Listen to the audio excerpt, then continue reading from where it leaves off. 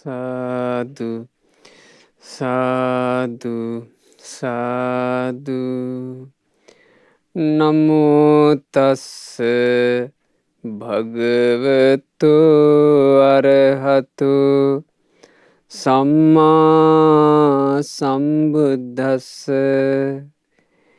ඒ භාග්‍යවත් වූ අරහත් වූ දෙව් මිනිසුන්ගේ ශාස්තෘ වූ අපගේ මහා කාරුණික ගෞතම සම්මා සම්බුදුරජාණන් වහන්සේට නමස්කාර වේවා. සාදු සාදු සාදු.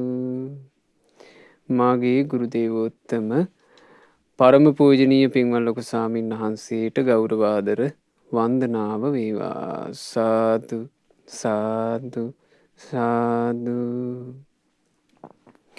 ගරුතර මහා සංඝරත්නයන් අවසරයි.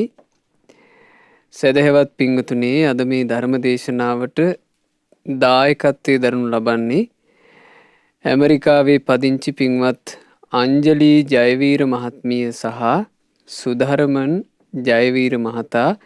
ඒ පින්වතුන්ලගේ දායකත්වයෙන් තමයි අද මේ උතුම් ධර්මය ඔබට ශ්‍රවණය කරන්න ලැබෙන්නේ. අද ධර්මයේදී අපි ඉගෙන ගන්නවා ඒ අමා නිවන්දුටු රහතන් වහන්සේලා පුත්වහන්සේගේ 66 වෙනි ගාථා රත්නය වදාළ උතුම් රහතන් වහන්සේ ගැන. පින්වතුනි, මේ ලෝකේ බුදුරජාණන් වහන්සේලා කියලා කියන්නේ දෙවියන්ගේත් මිනිසුන්ගේත් ශාස්ත්‍රූන් වහන්සේ. සත්තා දේව මනුස්සානං. බුදුරජාණන් වහන්සේලා නුවණැති දෙවියන්ටද ශාස්ත්‍රූන් වහන්සේ වනසේක. නුවණැති මිනිසුන්ටද ශාස්ත්‍රූන් වහන්සේ වනසේක. ඒ නිසා බුදුරජාණන් වහන්සේ ගැන හිත පහදව ගැනීම කියන එකේ අවස්ථාව, වාසනාව, ඊළඟට බුදුරජාණන් වහන්සේගේ ධර්මය අවබෝධ කර ගැනීමේ අවස්ථාව, වාසනාව මිනිසුන්ටත් තිබුණා, දෙවියන්ටත් තිබුණා. ඈත අතීතයේ මීට 91 කල්පයකට පෙර මේ ලෝකය සැපවත් කරන මහා කාරුණික විපස්සී අරහත් සම්මා සම්බුදුරජාණන් වහන්සේ මේ ලෝකෙ පහළ වුණා. ඒ පහළ වෙලා විපස්සී භාග්‍යතුන් වහන්සේ ලෝක සත්වයා කෙරෙහි මහානුකම්පාවෙන් ශ්‍රී සද්ධර්මයේ දේශනා කරමින් වැඩ ඉඳලා බුදුරජාණන් වහන්සේ නිම කළ බුද්ධ කෘත්‍යයතු. ඒ කියන්නේ බුදුරජාණන් වහන්සේලාගේ බුද්ධ කෘත්‍යය තියෙනවනේ. ඒ බුද්ධ කෘත්‍යය නිමාවට පත් කරාම තමයි සම්බුදුරජාණන් වහන්සේ නමක් ආයු සංස්කාර අතහරින්නේ. ඉතින් විපස්සී බුදුරජාණන් වහන්සේ නිම කළ බුද්ධ කෘත්‍යය ඇතුව ආයු සංස්කාර අත්හැරියා. අසවල් දවසේ තථාගතයන් වහන්සේ පිරිනිවෙනවා කියන අදිෂ්ඨානයට ඇවිල්ලා ආයු සංස්කාර අත්හැරියා. ආයු සංස්කාර අත්හැරියා විතරයි, ඉතා බිහිසුණු ලොමුඩහ ගැනීම හටගත්තා මේ මුළු මහත් ලෝතලයේම. මේ ලෝක ධාතුවම කම්පා වෙලා ගියා. ඒ කම්පාවීම සිද්ධ වෙනකොට ඒ කම්පාවීම දැනුණා. ඒ කම්පාවීම ඇති වෙන වෙලාවේ එක්තරා දේව පුත්‍රයෙකුට, දැන් මේ දෙවිවරු කියලා කියන්නේ පින්වතුනේ, ඇතැම් දෙවිවරු මේ දෙව්ලොවදී හමු වෙන කාම වස්තුවට මත් වෙනවා. මත් වෙලා ඒ දෙවියන්ට ඔක්කොම අමතක වෙනවා. හොඳට දිව්‍ය කාමයෙන් සන්තෝෂ වෙවි තමයි දෙවිවරු ඉන්නේ. එතකොට මේ දෙවියන්ට අර ලෝකෙ සිද්ධ වෙන ඒවා ගැන අවධානයක් නැතුව යනවා. දැන් මේ විපස්සී බුදුරජාණන් වහන්සේ ලෝකේ පහළ වෙනකොට ඒ විපස්සී බෝසතාණන් වහන්සේ උපදින දවසෙත් ලෝකේ කම්පා වෙලා මහා ආලෝක පැතිරලා අසිරිය වුණා. ඊළඟට උන්වහන්සේ මේ අභිනිෂ්ක්‍රමණය කරනකොට, උන්වහන්සේ ශ්‍රී සම්බුද්ධත්වයේ සාක්ෂාත් කරනකොට, උන්වහන්සේ උතුම් ධර්මයේ දේශනා කරනකොට නොඑක් අවස්ථාවල මේ අසිරිය වුණා. නමුත් මේ අසිරිය එකක්වත් මේ දෙවියට අහු වුණේ. හැබැයි ඔන්න දැන් භාග්‍යතුන් වහන්සේ ආයු සංස්කාර ධර්මය අත්හරිනකොට ලෝකේ කම්පා වෙලා ගියා. ඒක මේ දෙවියාට දැනුණා. දැනිලා අවධානය යොමු කළා. අවධානය යොමු කරාම ඔන්න මේ අනිත් දෙවිවරුන්ගෙන් විමසනවා, දෙවිවරුනි මොකද මේ අද්භූත නොමුඩා ගැන්මක් හටගෙනුනේ. එතකොට දෙවිවරු කිව්වා ඇයි දන්නේ නැද්ද? මේ ලෝකයට මහා කරුණාවෙන් පහළ වුණ අපගේ විපස්සී භාග්‍යතුන් වහන්සේ අහෝ ආයු සංස්කාර ධර්මය අත්හැරියානේ. තව නොබෝ කලකින් ඒ බුදුරජාණන් වහන්සේ පිරිනුවම් පානවනේ. ඒ බුදුරජාණන් වහන්සේ කාන්තෙන් අරහං වනසේක සම්මා සම්බුද්ධ වනසේක කියලා දැන් මේ බුදුරජාණන් වහන්සේ ගැන දෙවිවරු සිත් පහන් වෙච්චි දෙවිවරු ගුණ කිව්වා මේ දෙවියට. ඒ ගුණ කියන වෙලාවේ බුදුරජාණන් වහන්සේ ගැන චිත්ත ප්‍රසාදය හටගත්තා ඒ දෙවියාට. එහෙනම් මේ සිදුවීම හොඳට මතක තියාගන්න. දෙවිවරුත් නුවණැති දෙවිවරුත් බුදුරජාණන් වහන්සේ සරණ ගියේමය. එහෙනම් දෙව්ලොව ඉන්න දෙවියෝ කියලා කියන්නේ බුදුරජාණන් වහන්සේගේ සරණ ලබලා ධර්මයේ හැසිරෙන පිරිසක්. ඒ දෙව්ලොවේදීත් ධර්මයේ හැසිරෙන්න අවකාශ තියෙනවමයි. ඒ නිසා තමයි බුදුරජාණන් වහන්සේලාට දෙවි මිනිසුන්ගේ ශාස්ත්‍රූ කියලා කියන්නේ. එතකොට දෙවියෙක් වෙලා ඉඳලා ඉදිද්දී තමයි ඔහු හිත පහදව ගත්තේ. දැන් අපි මේ ඉගෙන ගන්නේ උතුම් රහතන් වහන්සේ නමකගේ ජීවිතයක්.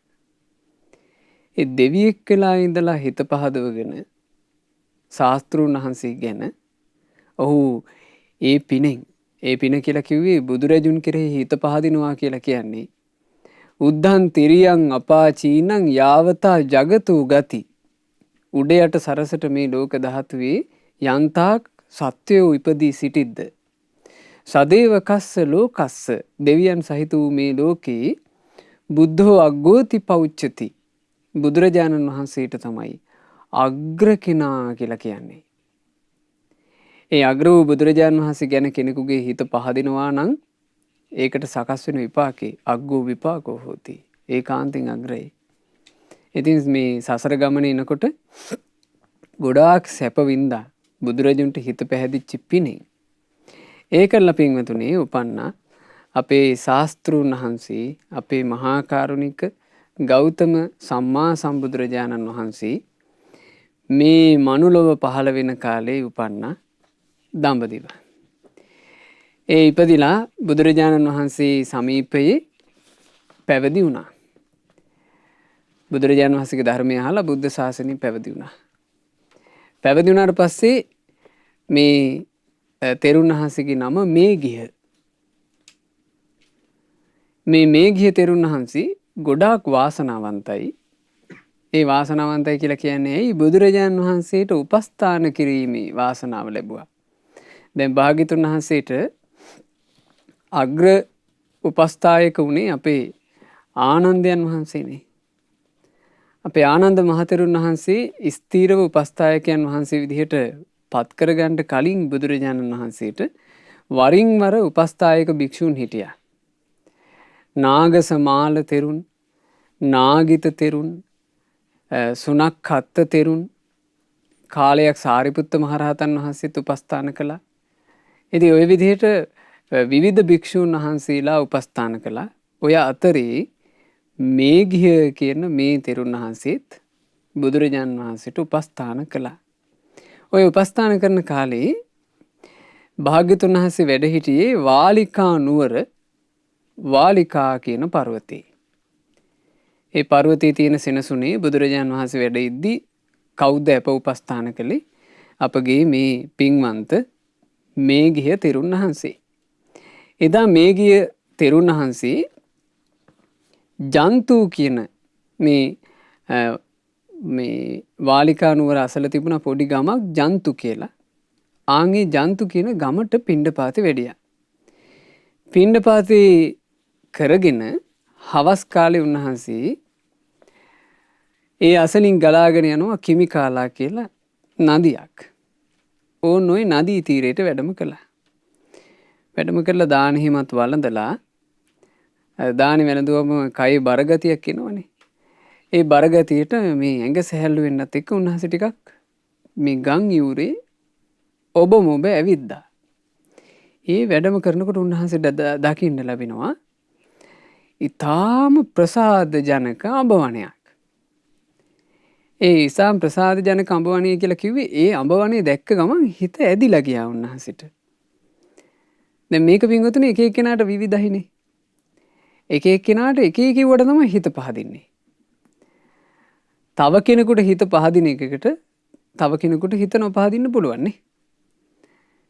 එතකොට අර කිමිකාලා ගන්තීරයට වෙන්න තිබුණ මේ රමණීය අඹ වනයේ දකිනකොට උන්වහන්සේගේ හිත හරියට සතුටු වුණා. හරියට පැහැදුනා.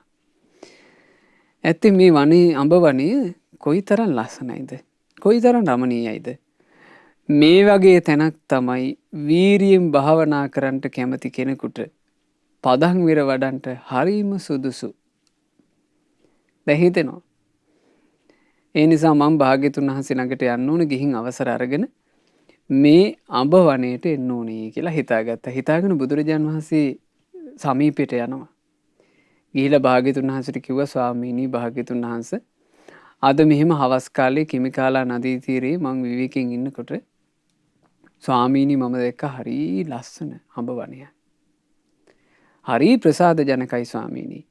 මට එතකොටම හිතුණා ස්වාමීනි මේ වගේ තැනක් තමයි වීරියවන්තයෙකුට පදන් විර වඩන්ට සුදුසුම තැන.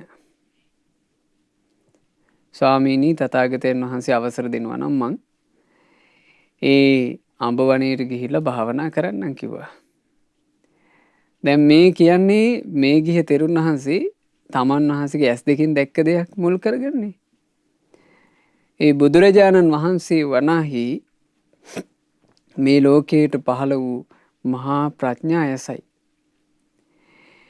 ඒ මහා ප්‍රඥා ඇස් ඇති අපේ ශාස්ත්‍රුන් වහන්සේ මේ සත්‍යයේ ජීවිත සම්පූර්ණයෙන්ම දන්නවා. මේ ලෝකේම අවබෝධ කරපු බුදුරජාණන් වහන්සේ මේ ගිය තෙරුන් ගැනත් නුවණින් දැක්කා. මේ ගිය තෙරුන් වහන්සේට හිත පැහැදුනේ කොතෙන්ද? හිත ඇදිලා ගියේ මේ පින්වතුනි එක දිගට ආත්ම භාව 500ක් හිටපු තැනක් මේ. සසරේ රැස් කරපු පින්බලයකට එක දිගට ආත්ම භාව 500ක් රජ කුලේ ඉපදිලා තිනවා රජෙක් වෙලා. ඒ රජා යම් තැනක රාජ්‍ය කරාද යම් තැනක මාලිගා පිහිටුවගෙන හිටියද යම් තැනක අන්තපුර කාන්තාවත් එක්ක කාමයෙන් වෙලි සතුටු වුණාද ආන් මේ මාලිගාව පිහිටලා තිබුණේ දැන් ওই අඹ වනේ තියෙන තැන. ඉතින් මෙව්වා කවුද දන්නේ? අතීත අනාගත වර්තමාන කියන මේ තුන් කාලයේම මනවින් අවබෝධ කරපු සම්මා සම්බුදුරජාන් වහන්සේ හැර මේවා කවරෙක් දනීද? ඉතින් බුදුරජාණන් වහන්සේ දැනගත්තා මේක මේ ස්ථානය මේ ගිය තෙරුන්ට සුදුසු තැන නෙමෙයි. බුදුරජාණන් වහන්සේ වදාලා මේ ගිය දැන් ඔබ විතරනේ තථාගතයන් වහන්සේට උපස්ථානෙටවත් ඉන්නේ. ඒ නිසා මේ ගිය ඔබ යන්න එපා. තවත් භික්ෂුවක්වත් වඩිනකන් ඉන්න කිව්වා. ඒතර මේ ගිය තෙරුන් වහන්සේ හිතුවක්කාර වුණා. මේ ගිය තෙරුන් වහන්සේ කියනවා අනේ ස්වාමීනි ඔබ වහන්සේට නම් නිවන පිණිස කියලා අය අමුතුවෙන් කරන්න දෙයක් නැහැ. ඔබ වහන්සේ කළ යුතු සියල්ල දැන් කරගෙන. ස්වාමීනි ඒ වුණාට මම ස්වාමීනි තාම මුකුත් කරගත්ත කෙනෙක් නෙමෙයි. අනේ ස්වාමීනි මට වීරිය වඩන්න ඕනේ කිව්වා. බුදුරජාණන් වහන්සේ දෙවනි වතාවෙත් වදාලා මේ ගිය මෙතන තථාගතයන් වහන්සේට උපස්ථානයේ පිණිස උදව්ව පිණිස කවුරුත් නැහනේ. තව කවුරු හරි එනකන් ඉන්න කිව්වා. ආයමත් කියනවා අනේ ස්වාමීනි බුදුරජාණන් වහන්සේට නම් මේ ධර්මයේ යලි අමුතුවෙන් කරන්න කියා දෙයක් නැත්තේය. ඒත් මම තාම ධර්මය අවබෝධ නොකළ කෙනෙක්. ස්වාමීනි මට වීරිය වඩන්න ඕනේ. දැන් මෙහෙම ඉල්ලනවා. තුන් වතාවම භාග්‍යතුන් වහන්සේ මේක ප්‍රතික්ෂේප කළා. තුන් වතාවක් ප්‍රතික්ෂේප කරනකොටත් මේ ගිය තෙරුන් වහන්සේ ඒ තමන්ගේ කැමැත්තම තමන්ගේ හිතුවක්කාරකම ප්‍රකට කළා. දැන් කෙනෙකුට හිතෙන්න පුළුවන් මේ ධර්මය අහනකොටම ඒ ඇසූ ධර්මය අපිට අපි කැමති විදිහට අවබෝධ කරන්න පුළුවන් කියලා. නමුත් පින්වතුනි ධර්ම අවබෝධය කියලා කියන්නේ මෝරපු ජීවිතයකට ලබා ගන්න පුළුවන් එකක්. ධර්ම අවබෝධය කියන එක උදෙසා මේ බොළඳකම් ඔක්කොම අත්හැරලා ජීවිතේ මෝරලා තියෙන්න ඕනේ. මේරු ජීවිතයක් තමයි ධර්ම අවබෝධය කරා යන්නේ. ඒ මේරු ජීවිතේ කොහොමද හදාගන්නේ කියන එක මේ මේගිය තෙරුන් වහන්සේගේ මේ සිද්ධියෙන් හොඳට ප්‍රකට වෙනවා බුදුරජාණන් වහන්සේ ඉස්සරහට විස්තර කරන විස්තරේදී. දැන් මේගිය තෙරුන් වහන්සේ තුන් වතාවක්ම තමන්ගේ හිතුවක්කාරකම් ප්‍රකට කරන්නේ. ඉතින් බුදුරජාණන් වහන්සේ වදාලා පදානන්තිකෝ මේගිය වදමානං කිංති වදෙයාම. මේගිය ඔබ කියන්නේ වීරිය කරන්නටම ඕන කියලා නම් ඉතින් මම මොනව කරන්නටද? එහෙනම් යන්න කිව්වා ඉතින්. ඕන මේගිය තෙරුන් වහන්සේ බුදුරජාණන් වහන්සේට වන්දනා කරලා ගියා. දැන් මේ යන්නේ පින්වතුනි හිතුවක්කාර වුණාට මේ යන්නේ ලාමක දෙයකට නෙමෙයිනේ. යන්නේ භාවනා කරන්න. භාවනා කරන්නේ මේ කියලා අර අඹවනේ ගිහිල්ලා වාඩි වුණා. වාඩි වුණා විතරයි දැන් මේ නුසුදුසු තැනනේ වාඩි වුණේ. දැන් ඒ වාඩි වෙන්නේ නුසුදුසු තැනය කියලා දන්නේ කවුද? ශාස්ත්‍රුන් වහන්සේ. බාහිරින් බලාපුවම තමාට හිතෙනවා සිහිල් මේ අඹ සෙවන ඇත්තේය. ඊතා රමණීයය. අසලින් කිමිකාලා නදිය ගලා බසි. හරි ෂෝක් තැනනේ කියලා තමන්ට හිතෙනවා. නමුත් ලෝක ස්වභාවය අවබෝධ කරපු බුදුරජාණන් වහන්සේ දන්නවා මේක සුදුසු තැන නෙමෙයි. දැන් මේ නුසුදුසු තැන වාඩි වෙච්ච මෙහිගී ස්වාමීන් වහන්සේට නොසිතූ විදිහට ලාමක විතර්ක ඇති වෙන්න පටන් ගත්තා. කාම විතර්ක, ව්‍යාපාද විතර්ක, හිංසා විතර්ක මේවා ගල ගලා එනවා. මෙවි මෙවි පේනවා හරියට හීන පේනවා වගේ. ඇස් දෙක පියාගත්ත ගමන් මෙවි මෙවි පේනවා මේ කාන්තාවෝ ගොඩාක් එක්ක කාමයෙන් වෙලෙන හැටි. ඊට පස්සේ මෙවි මෙවි පේනවා නොයෙක් අයට දඬුවම් කරන හැටි. මෙවි මෙවි පේනවා නොයෙක් අයට හිංසා පීඩා කරන හැටි. ඇයි මේ මොනවද මේ මෙවි මෙවි එන්නේ? සංසාර පුරුදු. එක දිගට ආත්ම භාව 500ක් මේ තැන ඉඳලා කරේ භාවනා කරන එක නෙවෙයි. රජකම් කරලා තියෙන්නේ. කාමයෙන් සංතරපණය වෙවි ඉඳලා තියෙන්නේ. වැරදි කරපු අයට දඬුවම් දීදී ඉඳලා තියෙන්නේ. එව්වම ඉස්මතු වෙලාවා. එතකොට මේගිය තෙරුන් වහන්සේ හොඳ සිහියෙන් ඉන්නවා. උන්වහන්සේට තේරෙන්න ගන්නවා මේක මහා අద్භූත එකක් නේ. මේක මහා පුදුම සහගත එකක් නේ. මං ගිහි ජීවිතය අත්හැරලා උතුම් පැවිදියට පත් වුණේ කොච්චර ශ්‍රද්ධාවෙන්ද මේ ධර්මය අවබෝධ කරගන්න ඕන කියලා. නමුත් දැන් මේ ලාමක කාම විතර්ක, ව්‍යාපාද විතර්ක, හිංසා විතර්ක මගේ හිත කලබනවනේ කියලා උන්වහන්සේ හොඳට තේරුම් ගත්තා. ඒ තේරුම් ගත්ත නිසා දැන් ධර්මය අවබෝධ කරගන්න අවංක උත්සාහයක් තියෙන කෙනෙක්. ඒ නිසා උන්වහන්සේ දා හවස් කාලෙම ආයමත් භාග්‍යතුන් වහන්සේ හොයාගෙන ගියා. බුදුරජාණන් වහන්සේ සමීපයට ගිහින් භාග්‍යතුන් වහන්සේට ආදරෙන් වන්දනා කරලා පැත්තකින් වාඩි වුණා. වාඩි වෙලා කියනවා අනේ ස්වාමීනි භාග්‍යතුන් වහන්සේ පුදුම සහගත දෙයක් උනේ. කොච්චර අභවණේ රමණීය වුණත්, කොච්චර අභවණේ ප්‍රසාද ජනක වුණත් අනේ ස්වාමීනි ඒ ප්‍රසාද ජනක අභවණේදී මාව කැළඹුණා. ඒ රමණීය අභවණේදී මාව කැළඹුණා. නොසිතූ ලාමක විතර්කයෝ මාව වෙලා ගත්තා කියලා බුදුරජාණන් වහන්සේට ඇත්තම ප්‍රකට කළා. ආජානීය කුලය කියන උතුම් කුලේ ඉපදිච්චි දමණය වෙන්න කැමති අශ්වයෙක් තමන්ගේ අඩුපාඩු ඔක්කොම දමනය කරන කෙනාට ප්‍රකට කරනවා වගේ මේ මේගිය ස්වාමීන් වහන්සේ ඔක්කොම විස්තර ටික අවංකවම බුදුරජාණන් වහන්සේට කිව්වා. ඒ වෙලාවේ භාග්‍යතුන් වහන්සේ වදාරනවා දැන් බලන්න මේ මේගිය ස්වාමීන් වහන්සේගේ මේ සිද්ධිය නිසා ගොඩාක් වටින ධර්මයක් ප්‍රකට වුණා. මේ ධර්මය අපි හැම දෙනාට වටින එකයි. අපරිපක්කාය මේගිය චේතෝ විමුක්තිය පංච ධම්මා පරිපාකාය සංවත්තන්ති. පින්වත් මේගිය නොමේරු සිත මේරීම පිණිස ධර්මාවබෝධය පිණිස ආධ්‍යාත්මය මෝරන්න ඕන. මේ ආධ්‍යාත්මය මේරීම පිණිස නොමේරු සිත, නොමේරු චිත්ත විමුක්තිය මේරීම පිණිස කරුණු පහක් උපකාර වෙනවා. කත මේ පංච මොනවද මේ පහ? ඉද මේ ගිය බික්ඛු කල්යාණ මිත්තෝ හෝති කල්යාණ සහායෝ කල්යාණ සම්පවංකෝ. මේ ගිය මෙහිලා ඒ භික්ෂුව කල්යාණ මිත්‍රයන් ඇති කෙනෙක්ම වෙනවා. කල්යාණ යහළුවන් ඇති කෙනෙක්ම වෙනවා. කල්යාණ මිත්‍රයන්ගේ ආශ්‍රයට වැටිච්ච කෙනෙක්ම වෙනවා. ඕක තමයි නොමේරු ආධ්‍යාත්මය නොමේරු චිත්ත විමුක්තිය මෝරන්ට උපකාර කරන පළවෙනි කාරණේ. මොකද්ද පළවෙනි කාරණේ? කල්යාණ මිත්‍රයෙක් හම්බ වෙන්න ඕන. ධර්මයේ හැසිරෙන්න උදව් කරන කල්යාණ මිත්‍රයෙක් හම්බ වෙන්න ඕන. ඒක තමයි පළවෙනි එක. ජීවිතය මෝරන්න. නැත්තම් මේ බොළඳකම්, මේ ලාමකකම්, මේ වංක ගති කැඩිලා යන්නේ කල්යාණ මිත්‍රයෙක් හම්බුනේ නැත්තම්. ඒ නිසා පළවෙනි කාරණේ තමයි කල්යාණ මිත්‍රයා. දෙවෙනි කාරණේ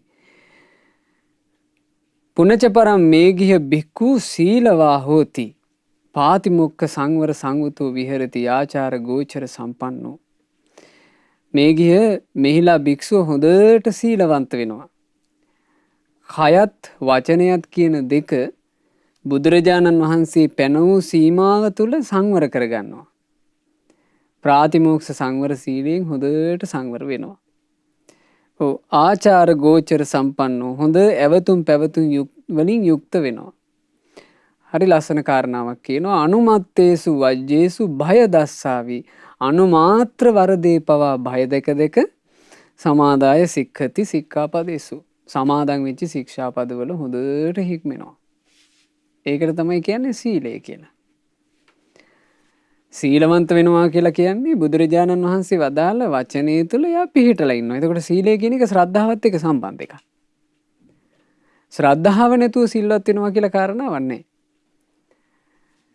සදහසිත තියෙන කෙනා තමයි සීලය තුල තමාව দমনය කරගන්නේ. බුදුරජාණන් වහන්සේ මේක කරන්න එපා කිව්වා. මං එපා කිව්ව දේ සමාදන් වෙනවා. මං රැක ගන්නවා. පුංචි වැරද්දක් මං කරන්නේ. බුදුරජාණන් වහන්සේ කයින් මේ දේවල් කරන්න එපා කියලා වදාලා. මං එපා කියපේවා කයින් කරන්නේ. බුදුරජාණන් වහන්සේ මෙහිම වචන කතා කරන්න එපා කියලා වදාලා. මං මේ වචන කතා කරන්නේ. පොඩි වැරද්දක්වත් මගෙන් වෙන්න දෙන්නේ නැහැ කියලා ආන් එහෙම සංවර වෙනවා. ඒකට මොකද්ද කියන්නේ? ඒකට කියනවා සිල්වත් වෙනවා. මේ නොමේරු ජීවිතේ මෝරන්ට උදව් කරන දෙවෙනි කාරණේ සීලයයි. තුන්වෙනි එක පුනච පරම් බික්ඛු යායන් කතා අභිසල්ලේකිකා.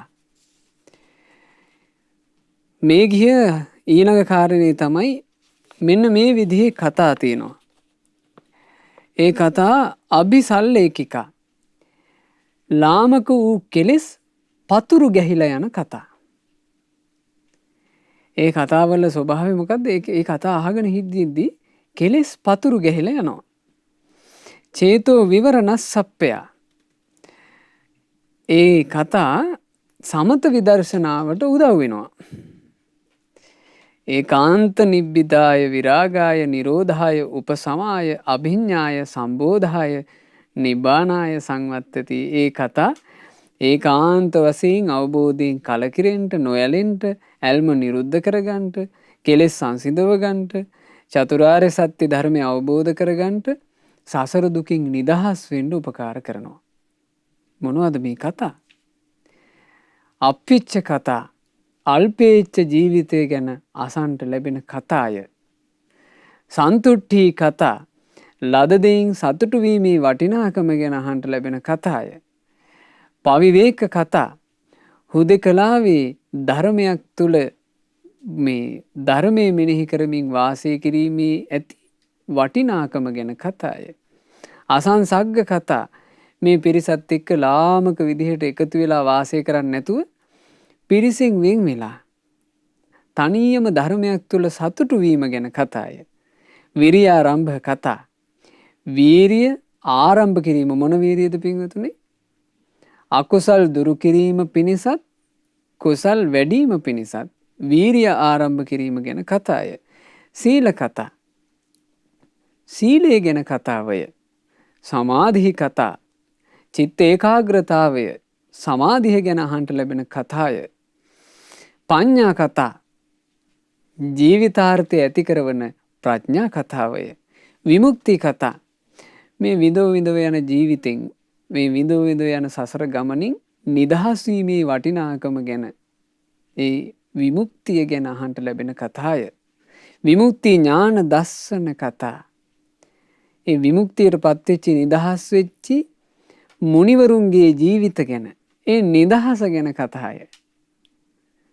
ඒ කතා අහන්න ලැබෙනවා නම් ඒ කතා කොහොම අහන්න ලැබෙන්න ඕනද? ඒව රූපාය කතාය. ඔය විදිහේ කතා නිකාමලාභී හරි සුවසේම ලැබෙනවා නම් ඔව් මේ අකිච්චලාභී පහසුවෙන් අහන්න ලැබෙනවා නම් අකසිරලාභී නිතර අහන්න ලැබෙනවා නම් ඒ ජීවිතේ මෝරනවා.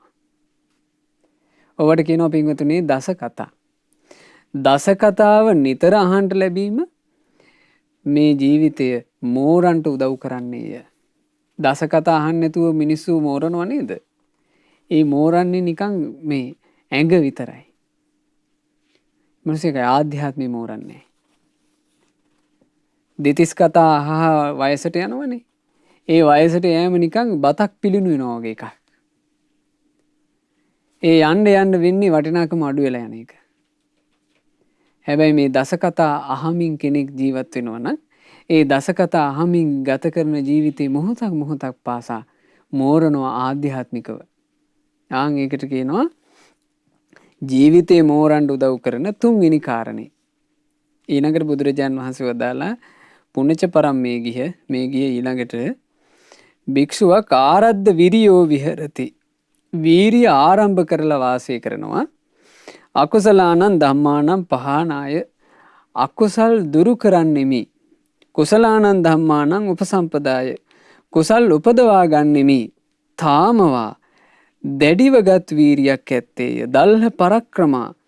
ඊටාම දැඩි පරාක්‍රමයකින් ගත් වීරියක් ඇත්තේය. අනික්කිත දුරෝ කුසලේසු ධම්මේසු. හරි ලස්සන වචනයක්. ඒක පාලියෙන් වුණත් මතක තියාගන්න පුළුවන් නම් හොඳයි. අනික්කිත දුරෝ තමන්ගේ ඉලක්කය. දුරය කියලා කිව්වේ තමන්ගේ ඉලක්කය. තමන්ගේ ඒ ඉලක්කය සඵල කරගන්නා තෙක් අත්හරින්නේ නැති වීරිය. ඒක තමයි බුද්ධ ශාසනය ඇතුළේ වීරිය කියලා කියන්නේ. අකුසල් දුරු කරලා කුසල් වඩන්න ඕනේ කියලා ඇති කරගන්න වීරිය හරි තද එකක්. දැඩි පරාක්‍රමයකින් යුක්ත එකක්. ඒ වගේමයි මේ වීරිය තියෙනවා තව ඉතිහා වටිනා ලක්ෂණයක්. ඒක තමන් අදහස් කරන දේ කරගෙන මිසක් නවතින්නේ නැති එකක්. ඒකට කියනවා කිසි විටකත් නොපසු බසිනා වීරිය කියලා. ආන්නේ වීරිය තියෙනවා නම් කෙනෙක් ගාව ඒ ජීවිතෙත් මෝරනවා. ධර්මාවබෝධයේ පිණිස මෝරනවා. දැන් කාරණා කීයද? 4යි. 5 වෙනි කාරණේ. පුණච පරම් මේ ගිහ භික්ඛු පඤ්ඤවා හෝති. භික්ෂුව ගොඩාක් ප්‍රඥාවන්ත වෙනවා. මේ ප්‍රඥාව කියන එක හොඳට තෝරලා තියෙනවා මෙතන. නැත්නම් ප්‍රඥාව කියලා සාමාන්‍ය සමාජ මිනිස්සු හිතන්නේ මේ හොඳ ලොකු රස්සාවක් කරනවා නම් හිතනවනේ ප්‍රඥාවන්තයෝ කියලා. ලොකු රස්සාවක් කරනකොට හිතනවා ප්‍රඥාවන්තයෝ කියලා. ඒ උදෙසාත් පිංගුතුනේ යම් දක්ෂතාවයක් ඕනේ. මම මේ කාරණේ කියන්නේ දැන් ඇතැම් වෙලාවට මිනිසුන්ව මුලා කරන්නට ඒක යොදා ගන්නවනේ. මේ අකුසල් දුරු නොකරම අකුසල් දුරු කරා කියලා කියන හිස් පුරුෂයෝ ඉන්නවා. රහත් නොවීම අපි රහත් වුණාය කියලා කියන හිස් පුරුෂයෝ ඉන්නවා. ඒ හිස් පුද්ගලයෝ ඔය සමාජයේ ඉන්න වැදගත් මිනිස්සුන්ව තමයි ඉස්සරහට අරගන්නේ. ඒ මිනිස්සු එක එක ක්ෂේත්‍ර වලින් ඉස්සරහට ගියපු අය. සමහරට වෛද්‍යවරු, සමහර විට නීතිඥයෝ. ඒගොල්ලෝ ඉස්සරහට දාගෙන මේ අයත් මං කියන එකයි අහන්නේ කියලා මේ මිනිස්සුන්ව මුලා කරනවා. ඒ නිසා මම මේ කිව්වේ. ප්‍රඥාව කියලා කියන්නේ මොකද්ද? උදයත්ත ගාමිනියා පඤ්ඤාය සමන්නාගතු අරියාය නිබ්බේධිකාය සම්මා දුක්ඛක්ඛය ගාමි. ඒ වික්ෂුවට තියෙන ප්‍රඥාව ආර්ය වූ එකක්. ඒක උතුම් එකක්. ආර්ය වූ ප්‍රඥාව කියලා කියන එක උතුම් ප්‍රඥාව කියලා කියන එකේ ස්වභාවය තමයි ඒ ප්‍රඥාව තියෙන තැන එක දෙයක් නැහැ. ඒ ප්‍රඥාව යම් තැනක තියෙනවා නම් එක දෙයක් සම්පූර්ණයෙන්ම නැහැ. ඒ තමයි මාන්නේ නැහැ. කෙනෙක් ගාව තියෙනවා නම් උතුම් ප්‍රඥාවක් එතන මාන්න කියන එක පිහිටන්නේ. හැබැයිම ප්‍රඥාවන්තයා නිහතමානී. ඒ ප්‍රඥාව තමයි මේ ලෝකේ උතුම් එක. ඒ ආර්ය වූ තියුණු අවබෝධයකින් යුක්තයි. මනාකොට දුක්ෂය වෙලා යන ආකාරයට අනිත්‍ය දුක්ඛ අනාත්ම වශයෙන් දකින්න පුළුවන් දක්ෂකම ඒ ප්‍රඥාවට තියෙනවා. ඔන්න ඔය ප්‍රඥාවට කියනවා හැබෑම ප්‍රඥාව. ඔන්න ඔය කාරණා පහ තියෙනවනම් ඔය කාරණා පහ තමයි කියනවා ධර්මාවබෝධයේ පිණිස නොමේරු ජීවිතේ මෝරන්න උදව් කරන්නේ. මොනවද පිංගුතුනි කාරණා පහ? කල්යාණ මිත්‍රයන් ඇති බව, සීලවන්ත බව, නිතර නිතර දස කතාව අසනා බව, අකුසල් දුරු කිරීම පිණිසත් කුසල් වැඩිම පිණිසත් වීරිය ආරම්භ කළ බව, ඒ ඇරඹූ වීරිය අත් නොහැර පවත්වන බව. අවසාන කාරණේ තමයි ජීවිතේ යථාර්ථයේ දැකිය හැකි ප්‍රඥාවක් තිබීම. ওই කාරණා පහ තියෙනවා නම් ඒ කරුණු පහ මේ නොමේරු චිත්ත විමුක්තිය මේරීම පිණිස පවතිනවා. ඊළඟට බුදුරජාණන් වහන්සේ මේ හරි ලස්සනට විස්තර කළා. මේගේ තෙරුන් වහන්සේට කියනවා කල්යාණ මිත්තස්සේතං මේගිහ භික්ඛුනෝ පාටිකංකං. මේගිහ යම් කෙනෙකුට ඉන්නවනම් කල්යාණ මිත්‍රයෝ, කල්යාණ සහායකස්ස, කල්යාණ යහළුවෝ, කල්යාණ සම්පවංකෝ, කල්යාණ මිත්‍රයන්ගේ ඇසුර එයා පාටිකංකං. එයා කැමති වෙන්න ඕන. මොකද්ද? සිල්වත් වෙනවා කියන කාරණේ. කෙනෙක්ට කල්යාණ මිත්‍රයෙක් ඇසුරු කරන්න ලැබුණා නම් එයා කැමති වෙන්න ඕන සිල්වත් වෙනවා කියන එක. මොකද කල්යාණ මිත්‍රයා හැම පැත්තෙම සීලයට උදව් කරනවා. හැම පැත්තෙම සීලයට අනුග්‍රහ කරනවා. සිල්වත් වීම පිණිසම අවවාද අනුශාසනා කරනවා. යම් තැනකදී දුස්සීල වෙනවා නම් ඒ දුසිල් බව දුරු කර ගැනීම පිණිස කල්යාණ මිත්‍රයා ඊට තදින් ඉන්නවා. කල්යාණ මිත්‍රයන්ගේ ස්වභාවය නිධි නංව පවත්තාරං යං පස්සී වජ්‍ය දර්ශන.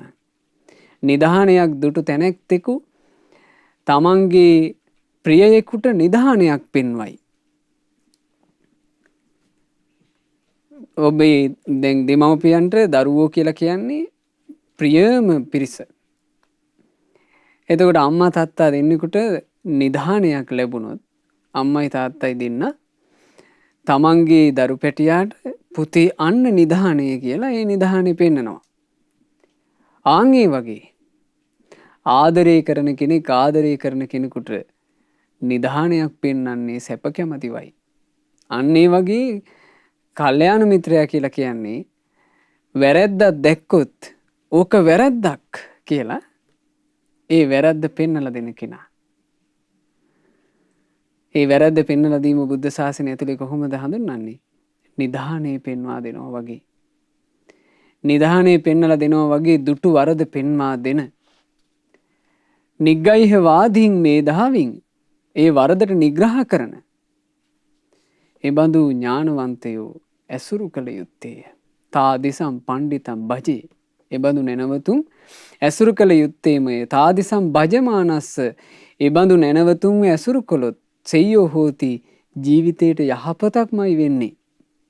න පාපියෝ පාපි දෙයක් වෙන්නේ නැහැ. බලන්න ජීවිතයට වෙන යහපත කල්යාණ මිත්‍රයෙක් ඇසුරු කරොත් සීලවන්ත වෙනවා. ඊළඟට කැමති වෙන්න කිව්වා නිතර දස කතා වහන්න. කල්යාණ මිත්‍රයා තමයි නිතර දස කතාවෙන් අනුග්‍රහ කරන්නේ. කල්යාණ මිත්‍රයා දස කතාවට පසුබිම හදනවා. දස කතාවෙන් වාසය කරන්න පසුබිම කල්යාණ මිත්‍රයා හදලා දෙන්නේ මේ මිනිස්සයාට. දැන් ඒක කොච්චර පැහැදිලිද පින්වතුනි? අපිට මේ කල්යාණ මිත්‍ර ඇසුර අපේ මේ මනුස්ස ජීවිතේ මුණ ගැහුණානේ. අපේ ගුරු දේවෝත්තම පින්වත් ලොකු ස්වාමීන් වහන්සේ කියන උතුම් කල්යාණ මිත්‍රයන් වහන්සේව අපිට ඇසුරු කරන්න ලැබුණා. ඒ කල්යාණ මිත්‍රයන් වහන්සේගේ ඇසුර නිසා නේද අපේ ජීවිත හැම එකක්ම සීලයක් තුල පිහිටවා ගන්න ඕන කියන හිත අපට උපන්නේ. එහෙනම් කල්යාණ මිත්‍රය ඇසුරු කරන කෙනා කැමති වෙන්න ඕන සිල්වත් වෙන්න. ඊළඟට කල්යාණ මිත්‍රයා ඇසුරු කරන කෙනා කැමති වෙන්න ඕන දසකතා වහන්න.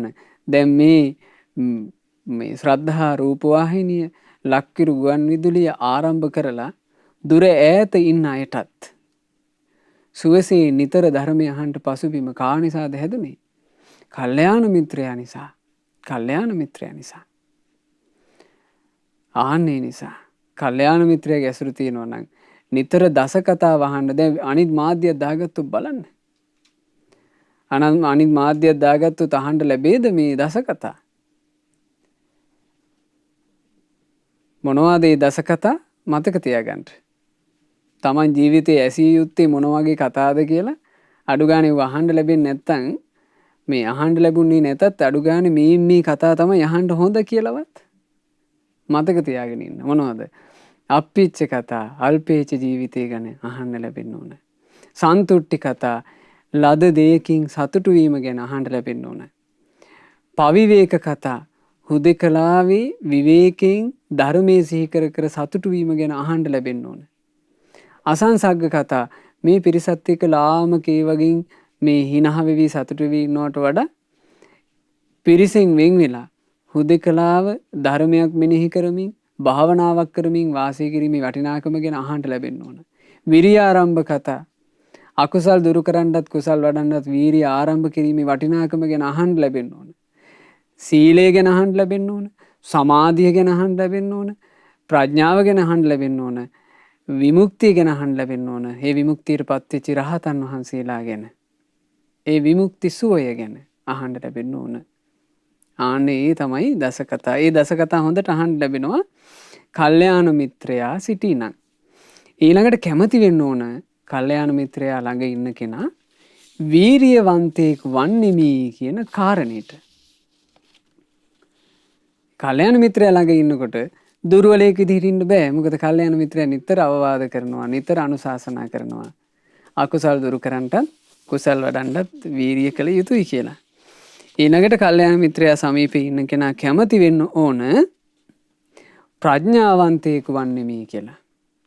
කල්යාණ මිත්‍රයා බුදු කෙනෙක් වදාළ උතුම් සද්ධර්මයේ මනවින් ඊටා පැහැදිලිව අනුකම්පාවෙන් කියලා දෙනවා. එතකොට මේ ජීවිතය සම්බන්ධයෙන් හොඳ පුළුල් දැක්මක් ඇති කරගන්න අවකාශ සැලසෙනවා. එහෙනම් මේ ජීවිතේට අපි මේ සංසාර ගමනක යනකොට අපිට සද්ධර්මයේ මුණ ගැහිච්ච ජීවිතේ දේ ධර්මයේ අවබෝධය පිණිස ජීවිතේ මෝරන්න නම් අපේ ජීවිතේට තියෙන වැදගත්ම දේ මොකද්ද පින්වතුනි? කල්යාණ මිත්‍රයාය. කල්යාණ මිත්‍රයාය.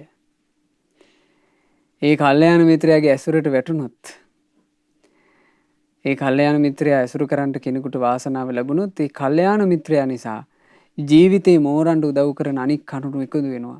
සීලය, දස කතාව, වීරිය, ප්‍රඥාව එකතු වෙනවා. එයාට තමන්ගේ ජීවිතේ ටික ටික මෝරණ එකක් බවට පත් කරගන්න අවකාශ ලැබෙනවා. ඒ නිසා බුදුරජාන් වහන්සේ වදාලා, මහණෙනි මේ සංසාරගත සත්වයාට බාහිරින් මුණ ගැහෙන දේවල් අතර කල්යාණ මිත්‍රයා තරම් වටිනා කෙනෙක් බුදු ඇසින් දකින්නේ කිව්වා. මේ බාහිරින් අපිට එක එක දේ මුණ ගැහෙනවනේ, එක එක අය මුණ ගැහෙනවනේ. මේ මුණ ගැහෙන ඒවා අතරේ කල්යාණ මිත්‍රයා තරම් වෙන දෙයක් දකින්නේ කිව්වා සම්බුදු නෙතින්. ඒසා උපකාරයි කල්යාණ මිත්‍රයා. ඒසා උපකාරයි කල්යාණ මිත්‍රයා. දවසක් ආනන්ද ස්වාමීන් වහන්සේ තනියම භාවනාවේ ඉන්නකොට උන්වහන්සේට හිතුවිල්ලක් ආවා. උන්වහන්සේ රුක්සෙවණක විවේකයෙන් හිටියේ. හිතුවිල්ලක් ආවා මේ නිවන් මඟ, මේ ධර්ම මාර්ගයේ පුරුදු කරන්ට හරියටම අඩක් කල්යාණ මිත්‍රය උදව් කරනවා නේද කියලා උන්වහන්සේට හිතුණා. බුදුරජාන් වහන්සේ ළඟට ඇවිල්ලා කියනවා, ස්වාමීනි මට මෙහෙම හිතුවිල්ලක් ආවා. මේ ධර්ම මාර්ගයෙන් හරි අඩක් සම්පූර්ණයෙන්ම පවතින්නේ කල්යාණ මිත්‍රයා මත කියලා. බුදුරජාන් වහන්සේ වදාලා, මා හේවං ආනන්ද. ආනන්ද ආයෝක කියන්න එපා.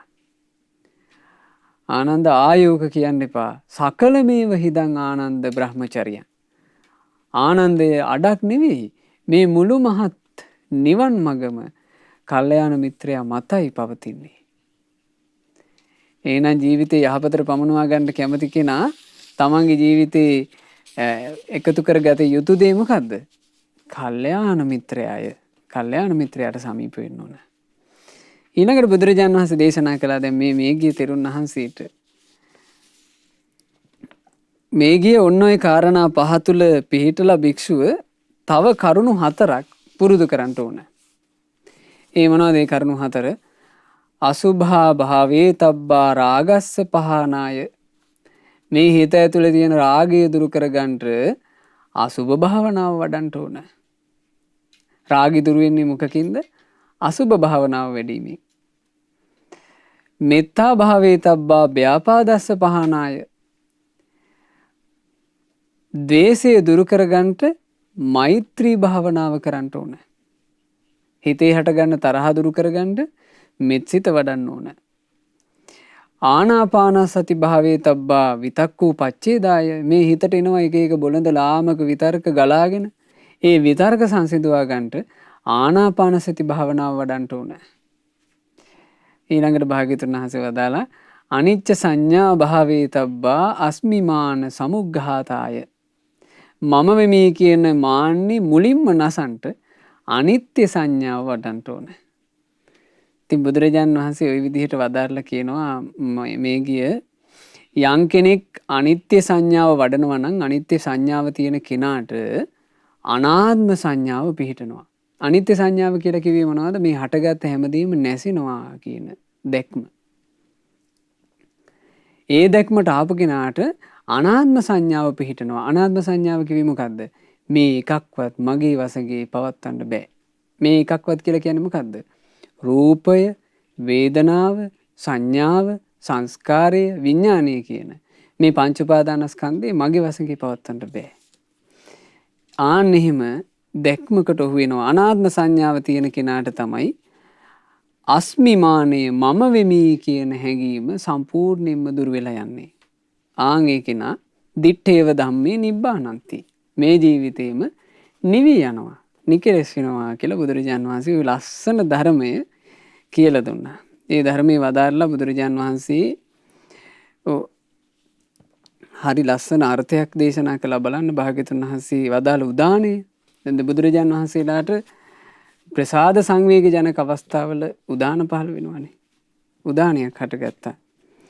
ඔය පොඩි කල්පනාවල් වුණත්, සියුම් කල්පනාවල් වුණත් සිතට අනුව හැදිලා හිතේ මතුවෙවි තියෙනවා. අවිද්‍යාව සහගත කෙනා හිතේ ඇති වෙන මේ මනෝ විතර්කයන් තුලින් බිරාන්ත සිතක් ඇති කර ගන්නවා. අන්තිමේදී මෙලොවින් පරලොවට දුව ඇවිදිනවා. බලන්න සසරේ වෙනදී. නමුත් විද්‍යාව පහල කරගත්ත කෙනා මේ මනෝ විතර්ක ගැන කෙලෙස් තවන වීරිය යුතුව දකිනවා. සිහියෙන් යුක්තව සංවර වෙනවා. ආර්ය සත්‍ය අවබෝධය කළ කෙනා හිතේ හටගත්තු හිතේ හැල්පෙන හැම දෙයක්ම ඉතිරි නැතිව නැති කරලා දානවා කියලා බුදුරජාණන් වහන්සේට උදානයක් පහළ වුණා. ඔය උදානේ පහළ වෙලා භාග්‍යතුන් වහන්සේ ඒ වෙලාවෙම ඒ මොහොතේම මේ ගිය තෙරුන් වහන්සේට මේ හිතේ ස්වභාවය ගැන අවවාදයක් කරලා තිනවා. ඒ අවවාදයෙන් තමයි මේ ගිය ස්වාමීන් වහන්සේ සෝවාන් වුනේ. මේ ගිය ස්වාමීන් වහන්සේට මේ අවවාදය අහනකොට මේ නුවණ තිබුණා සෝතාපන්න ඵලය සාක්ෂාත් කරන්න. මොකද්ද ඒ අවවාදය? බොහොම ලස්සනයි. ධම්මපති ගාථා. පන්දනං චපලං චිත්තං දුරක්ඛං දුන්නිවාරයං උජුං කරෝති මේධාවී උසුකාරෝව තේජනං. හරි කලබලයි මේ සිත. එලෙසින්ම මේ සිත චපලය. රැක ගැනුම අසීරුය. පවින් වැළකුමද අසීරුය. එනමුත් නුවණ ඇති අය දහම තුල ඍජු කරයි මේ සිත. හී දණ්ඩේ ඇද හරිනා නුවණැති හී වඩුවා ලෙස. වාරිජෝව තලේ කිත්තෝ ඕක මොකත උබ්බතු පරිපන්දති දං චිත්තං මාරදියං පහතවේ. ජලයෙන් ගොඩට ගත් විට දුකින් දඟලන මාළුවෙකු ලෙස සැප දුක ලැබෙන විට නිතර දඟලයි සිතද මෙලෙසට හැම විටම සැලෙනා සිත දැන හොඳින් දමනය කොට හසු නොවී මාර උගුලට එය බැහැර කළ යුතුමයි. ඉතින් මේ ගාථා වදාලේ භාග්‍යතුන් වහන්සේ කාරණභයාද ධම්මපදයේ චිත්ත වර්ගයේ ගාථා. මේ ගිය තෙරුන් වහන්සේගේ ওই සිද්ධි ආරම්භය තමයි වදාලේ. ওই ගාථා දෙක අහනකොට සංසාරේ හොඳට පින් කරගෙන තිබුණ නුවණැති ඒ මේ ගිය තෙරුන් වහන්සේ සෝතාපන්න ඵලයේ සාක්ෂාත් කළා. ඒ සෝවාන් වෙච්චි මේ ගිය ස්වාමීන් වහන්සේ දැන් දහම් අවවාද ලැබුණනේ. ඒ ලද දහම් අවවාදී ප්‍රධානම කාරණේ මොකද්ද? කල්යාණ මිත්‍ර ඇසුරු කරන්න කිව්වා. ඒ කාලේ මේ ලොව පහළ වෙච්චි මහා කල්යාණ මිත්‍ර රත්නය ජීවමානව වැඩ ඉන්නවා. මේගේ තෙරුන් වහන්සේට උපස්ථාන කරන්නත් ලැබිලා. ඒ බුදුරජාන් වහන්සේ ඇසුරු කරමින් වීරියෙන් ධර්මයේ හැසිරුණා.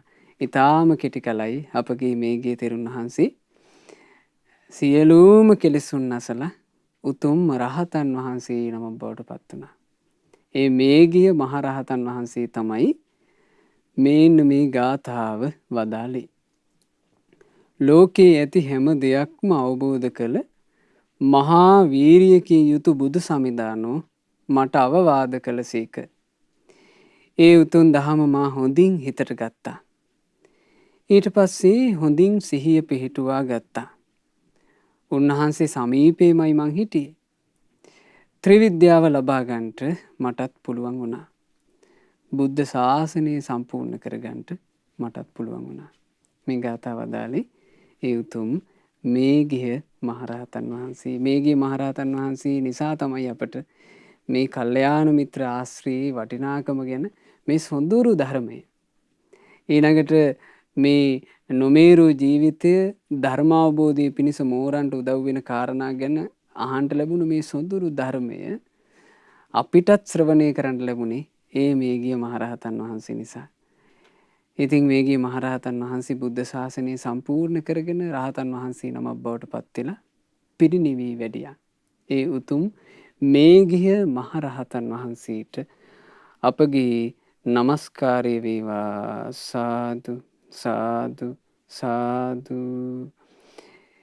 ඒ මේගිය මහරහතන් වහන්සේ ඇතුළු උතුම් මහරහතන් වහන්සේලා කල්යාණ මිත්‍ර ඇසුර ලැබුමින් යම් ධර්මයක් අවබෝධ කරගෙන යම් අමා නිවනක නිවී සැනසුණාද අපටත් ඒ අමා මහ නිවන සාක්ෂාත් කරන්නට වාසනාව ලැබේවා. සාදු සාදු සාදු. මේ ධර්ම දේශනාව තුළින් ජනිත සියලු පුණ්‍ය ධර්මයෝ සක්දෙව් රජුන් සතරවරන් දෙවිවරුන් සෙම්පති දෙවිවරු ප්‍රධාන සියලු දෙවියෝ අපගේ ඉෂ්ඨකාමී සියලු දෙවියෝ සාදරයෙන් සතුටින් අනුමෝදන් වේවා. පින් අනුමෝදන් වන දෙවිවරු දිව්‍ය අසීසුරින් දිව්‍ය සැපයෙන් වැඩෙත්වා. දෙවියන්ගේ ආශිර්වාද ආරක්ෂාව දෙවියෝ නොඅඩුවම අපට සලසත්වා. ඒ දෙවිවරුන්ටත් ශ්‍රද්ධාදී උතුම් ගුණ ධර්ම සුවසීම දියුණු කරගෙන චතුරාර්ය සත්‍ය ධර්මය අවබෝධ කරන්නට වාසනාව ලැබේවා. සාදු සාදු සාදු. අපගේ කල්යාණ මිත්‍ර ගුරු දේවෝත්තම පරම පූජනීය පින්වත් ලොකු ස්වාමීන් වහන්සේට මේ සියලු පින් අනුමෝදන් වෙත්වා. පින්වත් ලොකු ස්වාමීන් වහන්සේ නිදුක්ව නිරෝගව දීර්ඝායුෂ ලබත්වා. ගෞතම සාසනය තුල උතුම් වූ චතුරාර්ය සත්‍ය ධර්මය පරිපූර්ණ වශයෙන්ම අවබෝධ කර ගනිත්වා. සාදු සාදු සාදු. රැස් කළා වූ සියලු පුණ්‍ය ධර්මයන් අද මේ උතුම් ධර්ම දේශනාව සඳහා දායකත්වයේ දරන පින්වතුන්ලාගේ නමින් මිය පරලෝකීය සුධර්මන් ජයවීර මහත්මයාගේ නමින් මිය පරලෝකීය දෙමාපියන් වන පියදාස ජයවීර පියාණන්ට සහ මියුලීන් ජයවීර මෑණියන්ට විශේෂයෙන් මේ පින් අනුමෝදන් වෙත්වා. ඒ වගේම ඒ පින්වතුන්ලාගේ නමින් යන්තාක් මියයන්ට යෙදුනා වූ ඥාතීන් හිත මිත්‍රාදීන් වෙද්ද ඒ ඥාති හිත මිත්‍රාදීන් මේ සියලු පින් අනුමෝදන්ව පරලෝ වශයෙන් සැපයටම පත්වෙත්වා කියන අදහසින් ඥාතීන්ට පින් අනුමෝදන් කරන්න. අංජලී ජයවීර මහත්මියගේ සුජීවත්ව සිටින දෙමාපියන් වන අනුරාධපුරයේ පදිංචි පින්වත් සාලිය රණසිංහ පියාණන්ටත් තලතා ඒකනායක මෑණියන්ටත් ඒ වගේම දුෂ්මන්ත රණසිංහ සහෝදරයාටත් මේ සියලු පුණ්‍ය ධර්මය අනුමෝදන්ව නිදුක් නිරෝග සුව දීර්ඝායුෂ සැලසේවා. ඒ දායකත්වයේ දැරූ පින්වතුන්ලාට ඒ කිව්වේ ඇමරිකාවේ පදිංචි අංජලි ජයවීර මහත්මිය සහ සුධර්මන් ජයවීර මහතා තමයි අද දායකත්වයේ දරන්නේ. ඒ පින්වතුන්ලාට අකුරු කර වූ සියලු ගුරුවරුන්ටත් ඥාති හිත මිත්‍රාදී සියලු දෙනාටත් මේ සියලු පින් අනුමෝදන්ව නිදුක් නිරෝග සුව දීර්ඝායුෂ වේවා. පවුලේ සියලු දෙනාට මේ ධර්ම දානය සඳහා නොඑක ආකාරයෙන් උදව් උපකාර කළ සියලු දෙනාට ඒ වගේම ශ්‍රද්ධා මාසික ධර්ම දාන සමාජිකාවන්ට ශ්‍රද්ධා කාර්ය මණ්ඩලයේ සියලු දෙනාට මේ ධර්මයේ ශ්‍රවණය කළ සුපින්වත් ඔබ සෑම සියලු දෙනාට මේ සියලු පුණ්‍ය ධර්මයේ ඔය කෙලස අනුමෝදන්ව සියලු යහපත සැලසේවා. මේ ලද කල්යාණ මිත්‍ර ආශ්‍රය කිසි කලෙකත් ඔබේ ජීවිතවලින් අහිමි නොවෙත්වා. කල්යාණ මිත්‍ර ඇසුරේ සුවසේ පින් කරගන්නට සුවසේම ධර්මයේ හැසිරෙන්න ලැබේවා. ගෞතම සාසනය තුල චතුරාර්ය සත්‍ය ධර්මය අවබෝධ කරගන්නට ලැබේවා. හැම දිනාටම තෙරුවන් සරණයි. නමෝ බුද්ධාය. මෙවැනි වටිනා ධර්මදේශනා ශ්‍රවණය කිරීමට ශ්‍රද්ධා ඩේලි YouTube චැනලය සබ්ස්ක්‍රයිබ් කරන්න.